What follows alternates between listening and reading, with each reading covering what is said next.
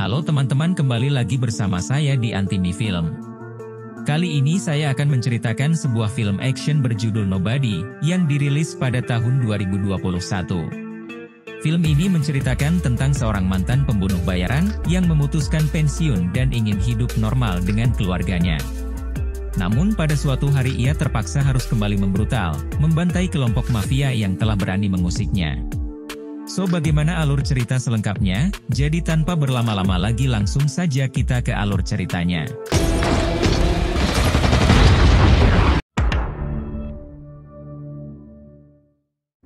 Film diawali dengan memperlihatkan seorang pria paruh baya bernama Hat Mansell yang dengan kondisi terborgol dan sedang diinterogasi. Kemudian adegan pun berpindah ke waktu sebelum Hat harus diinterogasi oleh dua petugas itu, di mana kita akan melihat kehidupan Hat yang merupakan seorang karyawan di perusahaan kecil milik mertuanya. Sementara istri Hat sendiri bernama Becca, seorang manajer di sebuah perusahaan ternama. Kepribadian Hat ini selalu dipandang sebelah mata oleh banyak orang, termasuk tetangga dan anak serta istrinya. Bahkan anak remajanya yang bernama Black selalu bersikap dingin pada Hat, dan ia menganggap kalau Hat adalah seorang ayah yang tidak berwibawa. Pada suatu malam rumah mereka dibobol oleh dua orang amatir yang mencoba merampok barang-barang berharga di sana. Saat itu, Hat yang mengetahuinya pun secara langsung mengambil tongkat golf lalu mencoba melawan mereka. Namun sayangnya hal tersebut tidak cukup membantu Hat karena para perampok itu membawa pistol. Hat yang terpojok pun kemudian membiarkan kedua perampok itu untuk mengambil barang apa saja yang mereka mau. Bahkan Hat juga sempat melihat tato di pergelangan tangan si perampok, sebelum akhirnya Black yang baru menyadari adanya perampokan, secara langsung menyerang si perampok pria. Sementara Hat yang berdiri di perampok wanita, memiliki kesempatan melumpuhkannya dengan tongkat golf yang ia pegang. Namun saat itu Hat lebih memilih tidak, lalu menyuruh Black untuk melepaskan si perampok pria. Let's get out of here. Black yang terkena pukulan pun terlihat sangat kecewa, karena Hat malah membiarkan perampok itu pergi. Lalu tak lama kemudian polisi pun datang, dan salah satu dari mereka membenarkan tindakan yang telah dilakukan oleh Hat. Namun berbeda dengan polisi yang satunya lagi, yang malah meremehkan Hat karena Hat tidak bertindak ketika keluarganya terancam. Keesokan harinya Black yang memiliki tugas sekolah mengenai veteran perang, ia berniat meminta sang ayah untuk diwawancarai. Namun Hat mengatakan bahwa saat perang dulu ia bukan seorang prajurit, melainkan seorang auditor saja. Dan karena hal itulah kini Black pun semakin meremehkan sang ayah, dan menganggapnya sebagai seseorang yang sangat payah. Have a great day. Di tempat kerja adik ipar Hat yang bernama Charlie, menyayangkan tindakan Hat yang tidak melawan para perampok itu. Sementara ayah mertua Hat, ia sangat setuju dengan tindakan yang telah dilakukan oleh Hat. Tak lama setelah itu Hat menghubungi saudaranya yang bernama Harry melalui sebuah monitor. Saat itu Hat mengatakan kalau ia sengaja melepaskan pasangan perampok itu karena suatu hal tertentu. Bahkan saat itu Hat juga mengetahui jenis senjata yang mereka gunakan dan mengetahui kalau tidak ada satupun peluru yang terpasang di dalamnya. Setelah pulang kerja Hat lantas berkunjung ke rumah ayahnya, yaitu seorang mantan FBI yang bernama David. Lalu di sana David yang mengetahui tentang kondisi anaknya yang seperti ini, ia memberi nasihat untuk mengingat siapa mereka saat dahulu. Saat Hat pulang ia mendapati jika anak bungsunya yang bernama Sammy sedang mengeluh karena ia telah kehilangan gelang kucingnya yang ia taruh di tumpukan uang receh yang diambil perampok itu. Kemudian tanpa sepatah kata pun Hat bergegas pergi dari rumah dan kembali ke rumah ayahnya. Lalu ia mengambil pistol dan kartu anggota sang ayah, lalu mengatakan kalau ia akan melakukan sesuatu. Kemudian Hat pun pergi mencari keberadaan si perampok untuk menemukan gelang kucing anaknya. Dan karena Hat sempat melihat tato di pergelangan tangan si perampok itu, ia pun mendatangi semua tempat pembuatan tato untuk mencari informasi. Sampai setelah lama Hat mencari dan menemukannya, dengan lencana FBI sang ayah ia mencoba menanyakan informasi alamat tentang si perampok itu. Lalu ketika Hajj mencoba menyogoknya dengan uang, salah satu dari mereka terlihat ketakutan setelah melihat tato kartu di pergelangan tangan Hajj. Sampai karena hal itulah kini si pemilik tempat tato itu juga ketakutan, lalu bersedia memberi informasi alamat si perampok. Tanpa menunggu lama Hajj pun langsung mendatangi alamat itu, dan menghajar si perampok pria. Saat itu si perampok mengatakan kalau ia tidak tahu menau tentang gelang kucing yang Hajj maksud. Lalu di sana Hajj juga melihat seorang bayi yang sedang sakit, dan ternyata pasangan perampok itu sengaja merampok demi biaya pengobatan anak mereka. Setelah dari sana Hajj pun memutuskan pulang, dengan keadaan murka sekaligus malu. Lalu saat Hajj sedang berada di sebuah bis, tiba-tiba saja datang sekelompok preman yang secara langsung melecehkan penumpang wanita. Sementara Hajj yang melihat hal itu memutuskan untuk menolongnya, lalu melawan para preman itu dengan tangan kosong.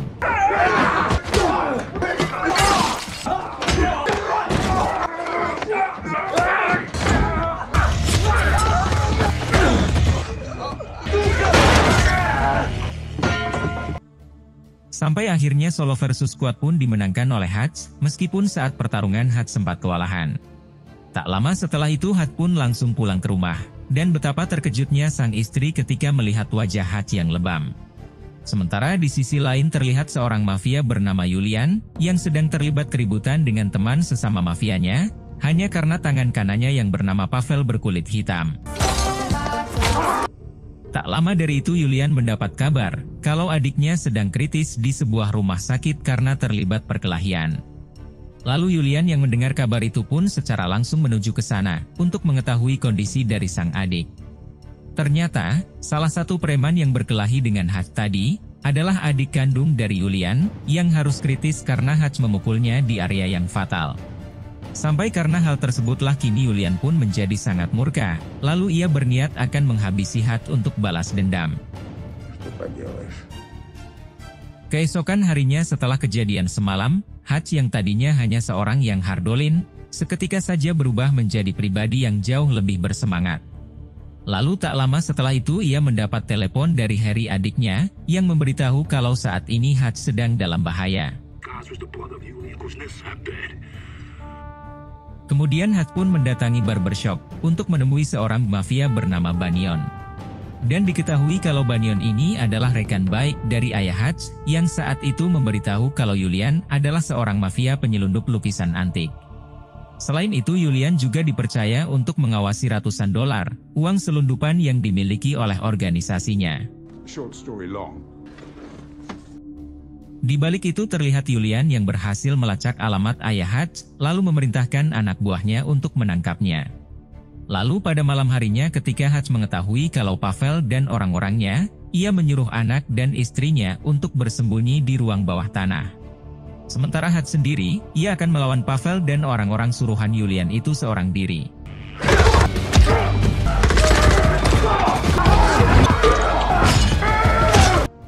Sampai meskipun awalnya Hajj berhasil melumpuhkan beberapa dari mereka, namun pada akhirnya Hajj harus tumbang dan dibawa oleh mereka. Saat di perjalanan Hajj yang berada di dalam bagasi, ia tak sengaja menemukan gas pemadam kebakaran. Lalu Hajj pun menyemprotkan gas pemadam itu ke dalam mobil, sampai mobil oleng dan terjadilah sebuah kecelakaan. Saat itu Hajj berhasil selamat, sementara Pavel dan yang lainnya harus wafat saat itu juga. Lalu saat Hajj bergegas kembali ke rumah, ia menghubungi sang ayah untuk lebih waspada, karena ia tahu kalau orang-orang suruhan Julian pasti akan datang kapan saja. Namun David alias sang ayah dari Hajj malah terlihat sangat santai, lalu tersenyum seakan tidak sabar menanti kedatangan orang suruhan Julian. Sesampainya di rumah Hajj pun langsung bergegas, mengeluarkan anak dan istrinya dari ruang bawah tanah. Saat itu Black dan Becca terlihat sangat bingung dengan apa yang sebenarnya terjadi, sampai ia meminta penjelasan kepada Hajj. Namun saat itu Hajj belum bisa menjelaskan semuanya, lalu menyuruh mereka untuk bersembunyi di tempat yang aman. Di balik itu terlihat beberapa orang suruhan Julian, yang hendak menghabisi David alias ayah dari Hajj. Namun David yang jauh-jauh hari sudah mempersiapkan diri menyambut kedatangan mereka, tiba-tiba. Kemudian scene berpindah kepada Hutch yang bercerita tentang masa lalunya kepada orang-orang Julian yang sedang sekarat. Ternyata, Hutch ini adalah seorang mantan pembunuh bayaran paling berbahaya yang dulunya pernah bekerja dengan badan intelijen. Hutch juga bercerita kenapa ia lebih memilih pensiun dari pekerjaannya dan memilih untuk hidup normal layaknya seperti orang biasa. Di mana pada saat itu ketika Hutch sedang menjalankan misi, ia sengaja melepaskan targetnya karena merasa kasihan. Lalu setelah 1 tahun berlalu, Hutch melihat kalau target yang seharusnya ia habisi, kini telah hidup bahagia dan memiliki istri serta 2 orang anak. Dan semenjak saat itulah muncul rasa iri di benak Hutch, lalu memutuskan pensiun dan memulai hidup baru yang damai. Tak lama setelah Hutch menceritakan masa lalunya, tanpa sengaja ia menemukan gelang kucing anaknya yang tersembunyi di bawah sofa. Lalu setelah itu Hutch membakar rumah beserta orang-orang Julian, sebagai tujuan untuk menghilangkan bukti-bukti. Di tempat lain terlihat Julian yang semakin murka, dan mengerahkan banyak pasukan setelah mendengar kabar kalau Pavel telah tewas. Sementara Hutch sendiri, ia sedang sibuk menyiapkan senjata dan merakit bahan peledak untuk menyerang markas Julian. Sampai karena bantuan Banyon kini Hutch pun berhasil menemukan markas Julian, lalu secara langsung menyerang mereka secara membabi buta. Lalu setelah Hutch menghabisi semua yang ada di sana, ia juga membakar markas tersebut beserta dengan uang ratusan juta dolar yang ada di sana. Setelah itu Hutch pun dengan berani mendatangi Julian, yang sedang berada di sebuah bar bersama anak buahnya. Saat itu Julian sangat kagum kepada Hutch, karena ia sudah berani datang seorang diri dengan tangan kosong. Namun Hutch yang memang seorang mantan pembunuh bayaran, ia membawa sebuah ranjau yang siap meledakkan tempat itu, jika anak buah Julian berani menyerangnya. Kemudian Hutch mengatakan kalau ia sudah membakar seluruh uang milik Julian, sebagai pelajaran karena Julian telah menyerang rumahnya. Sementara Julian yang mendengar hal tersebut, seketika saja menjadi lebih murka karena uang tersebut adalah milik organisasinya. Tak lama setelah itu Hutch pun bergegas dari sana, dan berniat akan pergi ke sebuah tempat. Namun tak selang lama setelah Hutch naik ke dalam mobil, tiba-tiba Julian dan anak buahnya mengejar, dan langsung melancarkan serangan. Setelah lama saling serang di jalanan, akhirnya Hutch pun berhasil lolos dan sampai ke kantor mertuanya, yang sebelumnya sudah ia siapkan dengan ranjau dan perlengkapan senjata. Ternyata di sana juga sudah ada Harry, yang sudah bersiap membantu Hutch melawan Julian dan pasukannya. Bahkan tidak hanya Harry saja, David alias ayah dari Hutch juga turun membantu menggunakan senjata andalannya.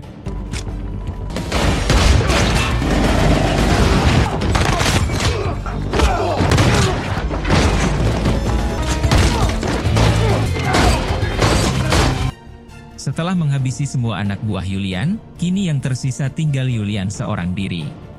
Namun Julian yang memang sangat murka kepada Hutch, ia pun tak mau menyerah dan malah terus melancarkan serangan. Lalu Hutch pun keluar dari persembunyiannya, dan dengan cepat melemparkan peledak ke arah Julian. Sampai akhirnya Julian pun harus tewas saat itu juga, sementara mereka bertiga berhasil selamat dari serangan. Kemudian adegan berpindah kepada Hutch yang sedang diinterogasi oleh 2 orang petugas di sebuah ruangan. Lalu tak lama setelah itu kedua petugas itu mendapat telepon dari seseorang yang mungkin saja itu dari atasan mereka. Dan karena panggilan tersebutlah, kini Hutch dibolehkan pergi dan terbebas dari hukuman. Di akhir film terlihat Hutch dan sang istrinya yang saat itu sedang membeli rumah baru. Namun tak lama ketika Hutch sedang melihat-lihat rumah tersebut, ia mendapat telepon dari seseorang yang membuat Hutch terlihat sangat khawatir. Lalu, film pun tamat. Nah, jadi itulah tadi alur cerita filmnya guys. Jika suka dengan video ini silahkan like, dan jika ada kritik atau saran silahkan tulis di komentar. Terima kasih sudah nonton sampai akhir, dan salam dari Antimi Film.